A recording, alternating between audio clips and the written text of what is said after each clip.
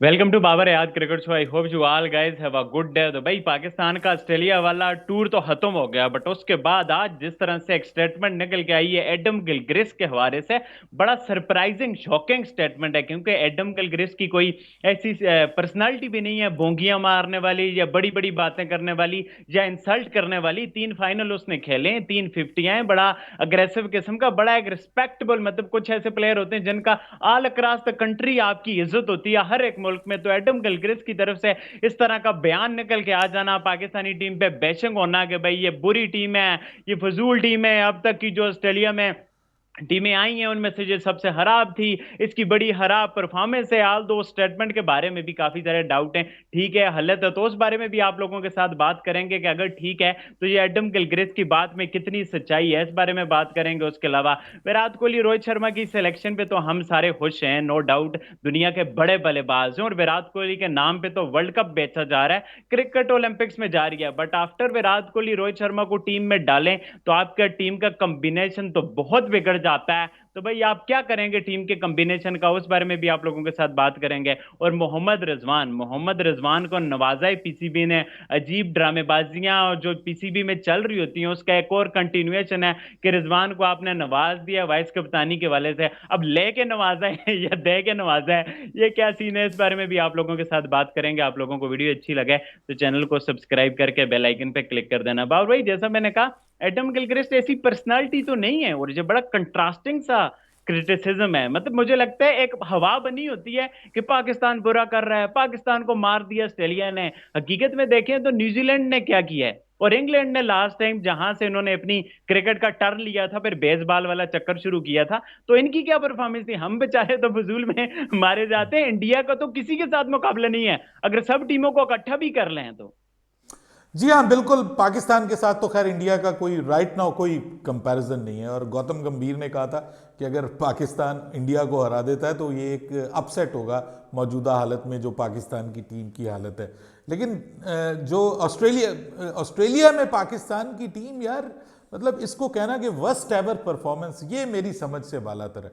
मानता हूं पाकिस्तान टीम हारी है, और जब आप वाइट वॉश्ड होते हैं ना तो ये बुरी शिकस्ती होती है, इसको शेमफुल डिफीट ही कहते हैं। हर जगह पे ये होती है। लेकिन आपको कुछ उस्मान ग्राउंड रियलिटीज का अंदाजा होना चाहिए।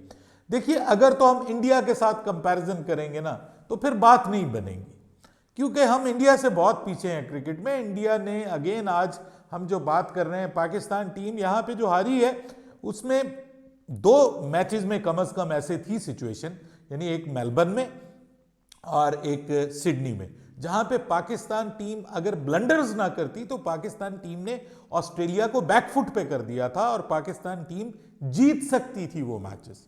पाकिस्तान टीम एटलीस्ट आखिरी दिन तक उन मैचेस को लेके जा सकती थी और जीत भी सकती थी। और मेलबर्न का मैच अगर रिजवान उस जगह पे आउट ना होता तो हु नोज कि वो मैच बिल्कुल क्लोज फिनिश पे जा सकता था और पाकिस्तान वो मैच जीत भी सकता था। और अगर मेलबर्न का मैच पाकिस्तान जीत जाता तो फिर शायद सिडनी के टेस्ट मैच में आप मोहम्मद जो शाहीन शाह अफरीदी, फिर उसको रेस्ट भी ना मिलता और पाकिस्तान सीरीज जीतने के लिए पॉइंट ऑफ व्यू में जाता। लेकिन वो वहां भी नहीं हो सका, यहां भी नहीं हो सका। और वजह क्या बनी कि क्रूशल जो जंक्चर्स हैं मैच के, उसके मौका पर आपके इंपॉर्टेंट उनके प्लेयर्स के और डेंजरस प्लेयर्स के कैचेस को ड्रॉप करना, जब आप मिचेल मार्श के कैच को ड्रॉप करते हैं और जब आप डेविड वार्नर के कैचेस को ड्रॉप करते हैं, तो इसका मतलब यह है कि आप अपने ऊपर एक आफत तारी कर लेते हैं। आप उनको डेथ लाइसेंस दे देते हैं कि they can come and kill you. और वही हुआ पाकिस्तान के साथ। अब ये क्यों होता है जी? पाकिस्तान के हारने की एक वजह फिटनेस का मामला भी रहा। आपको हमने बात की इसके ऊपर कि पाकिस्तान के प्लेयर्स की फिटनेस का वो लेवल नहीं है। पाकिस्तान का जो, मैं मिसाल दे रहा हूं, पाकिस्तान का जो हाईली फिट प्लेयर होगा ना, उससे भी ज्यादा फिट इस वक्त जो है वो मिड लेट थर्टीज में विराट कोहली है। विराट कोहली एक एग्जाम्पल है how to keep yourself fit, और जिस तरीके से उसने अपने आप को फिट रखा हुआ है सर, मैं अगर आप रियलिटी की बात करें ना तो अभी अगला वर्ल्ड कप भी वो खेल सकता है, अगर खुदा ना खास्ता कोई इसको उस तरह की इंजरी नहीं होती। But he is a super fit guy. तो आप एक अगर मैं गलत नहीं हूं तो 34-35 साल की उम्र का एक बंदा, एक तरफ आप उसकी फिटनेस देखें और दूसरी तरफ आपके जो डेब्यूटेंट हैं वो जनाब अनफिट होके तो सीरीज से बाहर निकल जाते हैं। आपका ऐसा बॉलर जिसके ऊपर आप रिलाय कर रहे हैं अबरार अहमद, उसके बारे में पता चलता है कि उसको बड़े अरसे पहले इवन इंडिया में जो वर्ल्ड कप पाकिस्तान की टीम खेलने गई थी वहां उसको डॉक्टर्स ने कहा था कि भाई तुम्हारा ये मसला है, ये एहतियाती तदाबीर इख्तियार करो, और एटीट्यूड ही नहीं है पाकिस्तान के यंगस्टर्स में इवन के भाई तुमने खुद को फिट रखना है। उन्होंने कहा जी हमने इनको पहले कह दिया था इसको कि ये तुम्हें मसला है, ये जोड़ों का मामला है तुम्हारे साथ और ये खास किस्म की बीमारी है, तुम ये तजावीज़ और ये एक्सरसाइजेज तुमने करनी है। और उसने कोई बात नहीं मानी जिसकी वजह से अब वो अनफिट हो गया।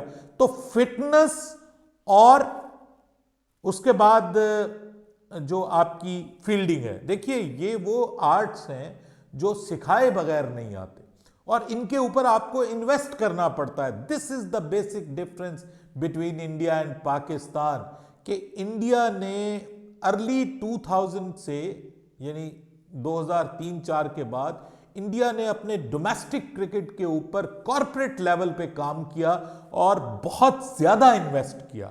अपने डोमेस्टिक लेवल पे प्रॉपर वो कोचिंग लेके आए, प्रॉपर फिटनेस के ऊपर काम किया उन्होंने और उसके बाद फिर वो एक कल्चर डेवलप किया कि how to keep yourself fit and how to compete।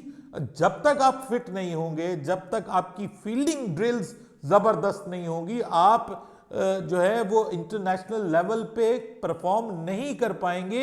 ये एक उन लोगों बच्चों के दरमियान एक कंपटीशन पैदा करना और उनको ये चीज सिखाना, ये it takes time and efforts and also money. हमारे यहाँ आप किसी को 8 लाख दे रहे हैं, किसी को 10 लाख दे रहे हैं, किसी को 5 लाख दे रहे हैं, किसी को 12 लाख दे रहे हैं, किसी को 15 लाख दे रहे हैं और जनाब वहां पे जो मैच खेल रहा है उसको जनाब डोमेस्टिक क्रिकेट में किसी को 1000 रुपया एक मैच की फीस दे रहे हैं, किसी को 5000 रुपया दे रहे हैं, बहुत ही अच्छा कर रहे हैं तो आप 50,000 रुपया, जो कि शायद इस वक्त $150 भी नहीं बनता पाकिस्तान की प्राइस मनी में, तो कौन अपनी फिटनेस पे ध्यान देगा भाई?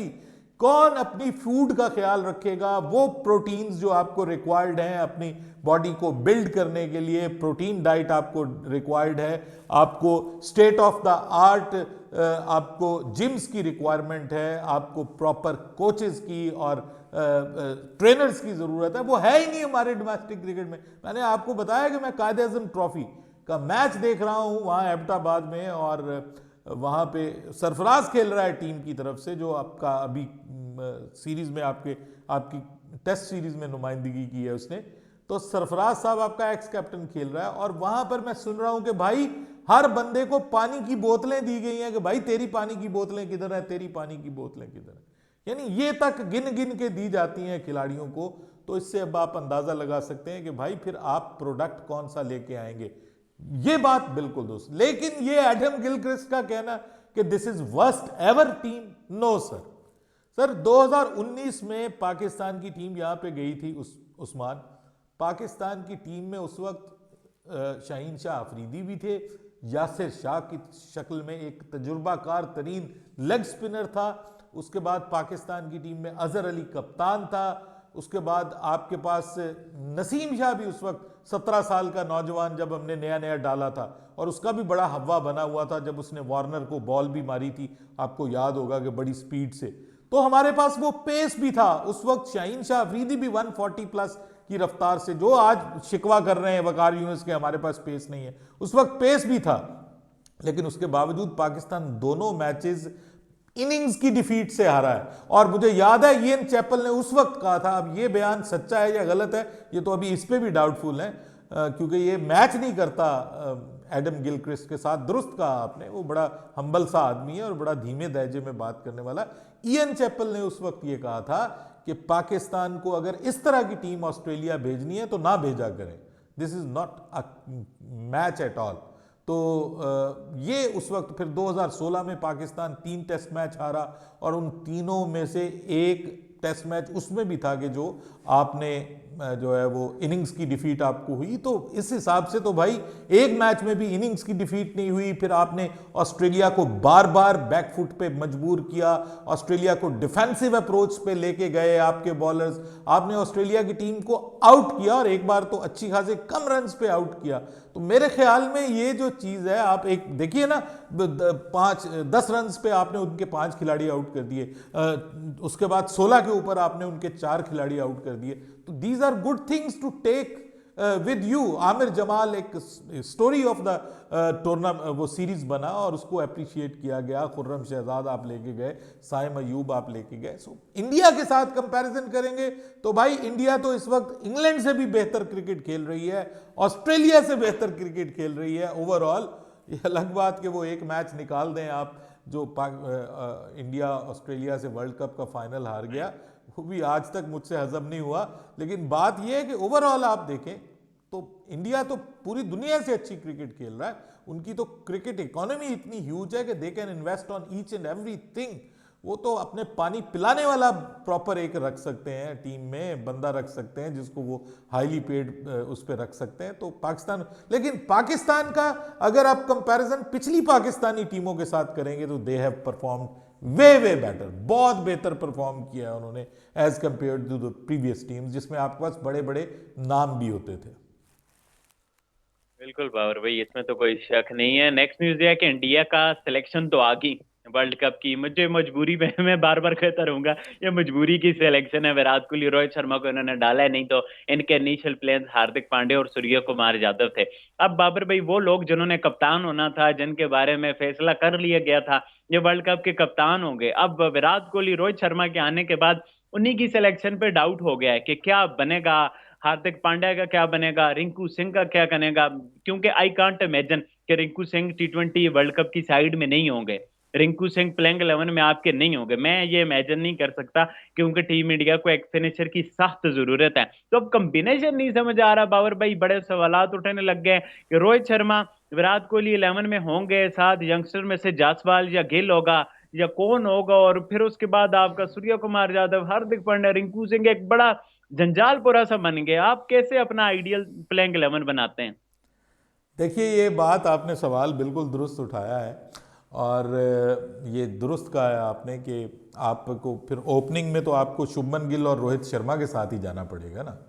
और अगर आप ओपनिंग में उनको लेके आते हैं तो फिर तीसरे नंबर पे विराट कोहली को खिलाएंगे आप, यही बनेगा ना। पहले टॉप 3 तो यही बनेंगे, क्योंकि फिर जायसवाल तो आप बाहर बिठाएंगे ना। जायसवाल तो ओपनर है, आप उसको चौथे नंबर पे तो खिला नहीं सकते, तो उसको तो आप बाहर बिठा देंगे। इसका मतलब यह है कि अगर रोहित और इनको खेलना है, विराट कोहली को खेलना है, तो या तो फिर आप जायसवाल को खिलाएंगे और शुभमन गिल को बाहर बिठाएंगे।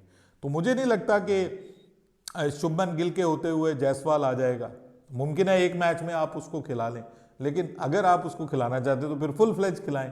तो ये तो खैर टॉप पे ही एक मसला बन गया। आप चौथे नंबर पे अगर आप देखें तो चौथे नंबर पे आपके पास नॉर्मली आयर जो हैं वो नॉर्मली होते पर हैं, भाई लेकिन बात है, यही मसला है, मतलब कि उनको वो नॉर्मली वाइस कप्तान बनाया हुआ था साउथ अफ्रीकन सीरीज में, बट अब चौथा नंबर ले रहा है सूर्य कुमार यादव। ये अजीब हिसाब है। फिर नीचे हार्दिक पांड्या और रिंकू सिंह को भी आपने एडजस्ट करना है, तो और श्रेयस अय्यर तो उसका नाम ही नहीं आ रहा, ये तो आपने लिया है और हाँ। कोई नहीं ले रहा लोग। तो ये माहौल बना हुआ उनका। मुझे जी। अच्छा नहीं, अब इनके साथ अब वर्ल्ड कप की प्लेइंग 11 की बात कर रहे हैं ना, वो वर्ल्ड कप की हाँ, अगर वर्ल्ड कप। इनको अब आप वर्ल्ड कप में लेके जाते हैं तो फिर तो भाई बड़ा मसला बनेगा। फिर तो बड़ा मसला बनेगा कि चौथे नंबर पे आप किसको खिलाएंगे। फिर तो आप या तो आप स्काई को खिलाएंगे, पहले तो ये होता था ना, या तो आप स्काई को खिलाएं ओडीआई में, या आप स्काई की जगह फिर आप जो है वो उसको ले आए, केएल राहुल को एक में वो ले आए थे, या फिर आप जो है वो उसको लेके आए, क्या नाम है यार, दिमाग। रिंकू सिंह को लाएं, हाँ, हार्दिक पांड्या को लाएं। रिंकू सिंह को लाए, हार्दिक पांड्या तो वर्ल्ड कप से वैसे ही बेचारा बाहर हो गया था फिटनेस के इशू को लेकर के, और मुझे उसके फिटनेस के इश्यूज अभी भी कैरी ऑन करते हुए दिखाई दे रहे हैं। तो ये एक झंझाल सा मचेगा ऑब्वियसली। कुछ खिलाड़ियों को आपको बाहर बिठाना पड़ेगा इस कॉम्बिनेशन को आगे लेके आने के लिए। मुझे ऐसा लगता है कि किसी एक को आपको सीनियर्स में से बाहर करना पड़ जाएगा अगर आप रियल कॉम्बिनेशन बनाना चाहते हैं। तो ये आपकी बात वैसे मैं कल एग्री नहीं कर रहा था, आपने कल भी कहा था कि मुझे लगता है कि ये बस खानापुरी के लिए ये इन दोनों को शामिल किया गया है, वरना वर्ल्ड कप के प्लान्स में शायद अभी भी ये दोनों नहीं हैं।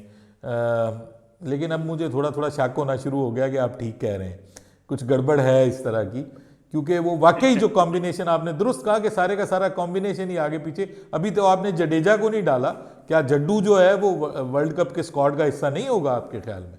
ये तो नहीं पॉसिबल कि आप ये उसको भी ना खिलाएं। बात, ये बातें भी हो रही हैं कि उसे अरेस्ट दिया गया है, ड्रॉप किया गया है। बारो ये एक और सोल्यूशन मेरे पास ये निकल रहा है कि आप केएल राहुल और ईशान किशन में से किसी को ओपन करा दो। अगर उनका आईपीएल का प्रदर्शन अच्छा रहता है तो वो अगर अब शुभमन गिल और जायसवाल को बाहर बिठा के अगर ओपन कर लेते हैं तो फिर आपका कॉम्बिनेशन सेटल बन जाता है। अभी हार्दिक पांड्या की नहीं फिटनेस पे भी नहीं, बड़े वो डाउट हैं। वो वर्ल्ड आप ये बताएं ना कि अगर शुभमन गिल आईपीएल में बहुत अच्छा परफॉर्म कर जाता तो फिर आप उसको कैसे बिठाएंगे? फिर फिर मसला बनेगा। हाँ, वो फिर ये मसला बनेगा। आईपीएल जो है ना दुआओं के ही सहारे हैं। बारह सी बार भाई रिजवान को वाइस कप्तान अनाउंस कर दिया गया है। और रिजवान तो सुना था पिछले हफ्ते क्या, जब पाकिस्तान ऑस्ट्रेलिया की सीरीज थी, रिजवान को नॉमिनेट किया था सीनियर्स ने कि भाई तुमने बोर्ड के आगे हमारा मुकदमा लड़ना है, ज़का अशरफ आएंगे, आपने अग्रेसिव टेक लड़नी है। ये तो काम ही उल्टा हो गया। वो रिजवान जिसने वाइस टेप का मामला उठाना था, बोर्ड के आगे अग्रेसिव होना था, और सुना है जो खबरें आई हैं वो हुए भी हैं, और उसको वाइस कप्तानी से नवाज दिया है। ये दी हुई चीज ली है या ली हुई चीज दी है? मुझे ये नहीं समझ आ रहा। अच्छा, ये मैं आपको एक बात बताऊं कि वो अब अक्सर हम पुरानी बॉलीवुड की फिल्में देखते थे ना, इंडियन फिल्में पुरानी, तो उसमें वो एक लेबर यूनियन का एक लीडर हुआ करता था, और वो लेबर के लिए बड़े वो करता था फैक्ट्री वालों से, और बाद में पता चलता था कि वो फैक्ट्री के मालिक के पास जब लेबर के हकूक़ की आवाज़ उठाने के लिए गया तो थोड़ी देर बाद वो मुंह लटका के नीचे आ जाता है, और फिर वो उनको मुतमईन करता है कि भाई बहुत अच्छा हो गया, मालिक बहुत अच्छे हो गए, सब कुछ अच्छा हो गया। और उसके बाद फिर पता चलता है कि उसका इस तरीके से मुंह बंद किया जाता है कि वो लेबर की बजाय मिल के कंपनी के मालिक के जो काम है वो करने शुरू कर देता। तो मुझे भी आपने जो एक्सप्लेनेशन दी है ना, उससे तो मुझे यही लगता है कि सिनेरियो कुछ इसी किस्म का डेवलप हुआ है। असल में ना मैं आपको बताऊं, ऑनेस्टली स्पीकिंग, अगर आप T20 में किसी को कप्तान बनाना चाहते थे ना, तो वो आई थिंक सो बाबर के बाद रिजवान की बारी आती थी, और सभी लोग इस पे एग्री करते थे। जो भी आप उसको कंट्रोवर्शियल कह लें, या आपको पता है इंटरनेशनली बहुत बात हो रही है कि वो उसने जो गज़ा के हवाले से बात की है, या जो उसका थोड़ा वो रिलीजियस वाला मामला भी है, कहते लड़कियों से हाथ नहीं मिलाता। हालांकि ये तो आपकी अपनी चॉइस है, आप मिलाएं किसी से हाथ, ना मिलाएं, आप हाथ जोड़ के भी, हमने बहुत से लोगों को इंडिया में देखा है कि वो हाथ नहीं मिलाते, हाथ जोड़ के जो है वो जिसको वो प्रणाम करना कहते हैं वो करते हैं। तो ये हर एक की पर्सनल चॉइस है, इस पे तो मेरे ख्याल में नहीं बात होनी चाहिए, लेकिन 12 लोग इस पे भी बात कर रहे हैं। लेकिन अगर आपने उसको समझते थे ना कि वो कैपेबल है लीडरशिप क्वालिटीज का, तो वो कप्तान का कैपेबल है, नायब कप्तान उसको किस लिए बनाया गया? ये मेरी सोच से समझ से बालातर है। मुझे जो फीलिंग आ रही है ना उस्मान, वो ये आ रही है कि पीसीबी को अब एहसास हुआ है कि हमने शाहीन को कप्तान बनाकर गलती की है। शाहीन की फिटनेस को लेकर के बड़े मसले हैं, उसको मजबूरन जो है वो ये टेस्ट मैच में रेस्ट दिया गया कि ये कहीं हमारे गले ना पड़ जाए, और T20 वर्ल्ड कप से पहले हमारा मेजर बॉलर जो है वो कहीं अनफिट ना हो जाए। ठीक है, अब ये जो सारी सिचुएशन पीसीबी के सामने नजर आई है ना, तो उनको एहसास हुआ कि भाई वहाब रियाज ठीक कहता था। वहाब रियाज ने मेरी नॉलेज के मुताबिक इसकी मुखालफत की थी कि आप अपने प्रीमियर फास्ट बॉलर को कप्तान मत बनाइए, क्योंकि आपको किसी सीरीज में उसको रेस्ट भी देना पड़ सकता है वर्कलोड मैनेज करने के लिए, और किसी सीरीज में आपको उसको किसी मैच में रेस्ट देना पड़ सकता है। आप कप्तान उसको ना बनाइए, आपको अगर ज्यादा ही है तो आप उसको नायब कप्तान बना दीजिए, जिस तरह अब आपने टेस्ट मैचेस में उसको नायब कप्तान बनाया। हालांकि वहां भी मेरे ख्याल में जो बेस्ट परफॉर्मेंस आपको नजर आई है वो मोहम्मद रिजवान की ही पूरी सीरीज में नजर आई है। अकेला ऐसा लगता था ऑस्ट्रेलिया वर्सेस मोहम्मद रिजवान हो रहा है या ऑस्ट्रेलिया वर्सेस आमिर जमाल हो रहा है, तो वहां पर जो है वो मेरे ख्याल में वहां भी रिजवान को ही नायब कप्तान होना चाहिए था। ये मैं सिर्फ उसकी क्रिकेटिंग एबिलिटीज के ऊपर और लीडरशिप एबिलिटीज के ऊपर बात कर रहा हूं, उसके कंट्रोवर्शियल होने या वो जो मामला आता है उनको एक साइड पे रख के प्योर क्रिकेटिंग एनालिसिस दे रहा हूं इस पे कि अगर आपने कप्तान बनाना था तो फिर रिजवान को बनाते। अब आपने उसको नायब कप्तान बना के आपने शाहीन को एक और मैसेज दे दिया है कि मियाँ तुम ठीक ना हुए तो तुम्हारे पीछे हमने एक तगड़ा बंदा रखा हुआ है, तुमको हम साइड पे करेंगे, इसको कप्तान बना देंगे। तो मुझे लगता है कि ये एक सिग्नल जाता है जो कि टीम के लिए अच्छा नहीं है। वर्ल्ड कप से पहले पीसीबी को जो है ना वो थोड़ा बहुत ऑर्गेनाइज्ड होने की ज़रूरत है, और होपफुली अभी ये जो इलेक्शन हो रहे हैं पाकिस्तान में फरवरी में, उसके बाद बहुत सारी चीज़ें तब्दील होंगी, जिसमें से मेरे ख्याल में एक ज़का अशरफ साहब भी हैं जो बहुत सारी चीज़ें तब्दील हो रही, उसमें एक ज़का अशरफ साहब भी तब्दील होंगे। और फिर जो नया बोर्ड चीफ आएगा आई थिंक सो वो अगले 4-5 साल के लिए एक साथ आएगा। तो उससे पाकिस्तान क्रिकेट में डिपेंड करता है कि वो कौन आता है और वो किस तरह से फिर काम होता है, और दिहाड़ियाँ लगती हैं या वाकई क्रिकेट के लिए काम किया जाता है। हमें इंडिया को बतौर एक एग्जाम्पल ले लेना चाहिए। उन्होंने जिस तरीके से अपनी क्रिकेट को देखा है, हमें उसको एक टेस्ट केस स्टडी के तौर पे लेके उसको फॉलो करना चाहिए। मेरे ख्याल में this would be very good thing. ये मत सोचें वो इंडिया है वो कौन है, भाई अच्छी बात है, जहां से मिले आपको सीखनी चाहिए। You should be a very good learner. बिल्कुल बाबर भाई, यू आर एब्सोल्युटली राइट। और आप लोग बताओ भाई, आप लोगों का क्या पॉइंट ऑफ व्यू है सारे न्यूज़ के बारे में, जो करंट टॉपिक्स हैं रिगार्डिंग क्रिकेट, और अपना पॉइंट ऑफ व्यू लाजमी नीचे कमेंट करके बताना। वीडियो अच्छी लगे तो चैनल को सब्सक्राइब करके बेल आइकन पे क्लिक करना है। इंशाल्लाह नेक्स्ट वीडियो में आप लोगों से मुलाकात होती है, तब तक के लिए अल्लाह हाफिज। अल्लाह हाफिज।